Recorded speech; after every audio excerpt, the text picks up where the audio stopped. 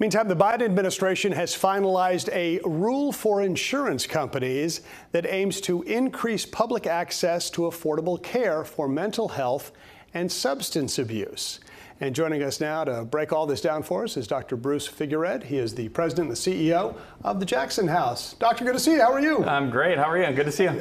Tell us a little bit about this rule. I mean, it's a plan. It's talking about covering mental health and physical health the same. Why is that so important? Well, I mean, if you think about it, I mean, looking at medical problems in isolation without, addressing mental health or substance use concerns just really seems like a ridiculous approach. And so there was an original law that was passed called the Parity Act, and it aimed to provide equivalent coverage for mental health and addiction issues as would be provided for medical problems. Okay, so who would the new rule apply to? So it applies to commercial insurance plans, and it specifically names out some niche plans like federal plans that are commercial insurance. And so what it aims to do is to allow individuals who have commercial insurance, which is a large number of us, Sure, to be able to access services.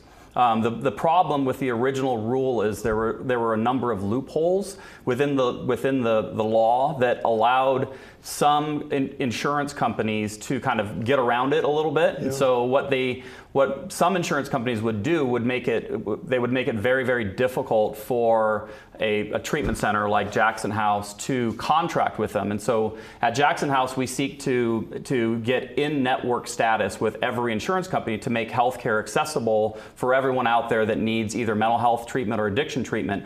But if you limit the treatment centers that are in network, then many individuals are forced to try to get care at an out-of-network basis, and oftentimes that comes at a really, really big cost for the families. So that's sort of one of the factors that distinguishes Jackson House from many other treatment centers is that we are in network with every commercial insurance company.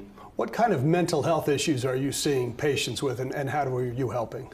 Yeah, I mean, the largest percentage of the patients that we treat in residential treatment at Jackson House or at our outpatient treatment facility called West Coast is depression, and followed by anxiety disorders, and then we have some patients who have other diagnoses, and so that's really the majority of it. And then again, like going back to the parity and the coverage, the co-occurrence of a medical problem with depression and with anxiety is very high. Like issues such as hypertension and diabetes have strong correlates with mental health conditions. And so if you're not allowed or you don't have access to the treatment for those kinds of things, then you're really not addressing the whole person, which is what's necessary. When you look at mental health like anxiety and depression, are you finding that you can do that with therapy and maybe just a different lifestyle? Maybe just I don't know if taking a walk is going to help, or is medication kind of the answer to some of that? Yeah, I mean, again, it's there's many facets to addressing depression or anxiety, and it includes therapy, it includes lifestyle changes, like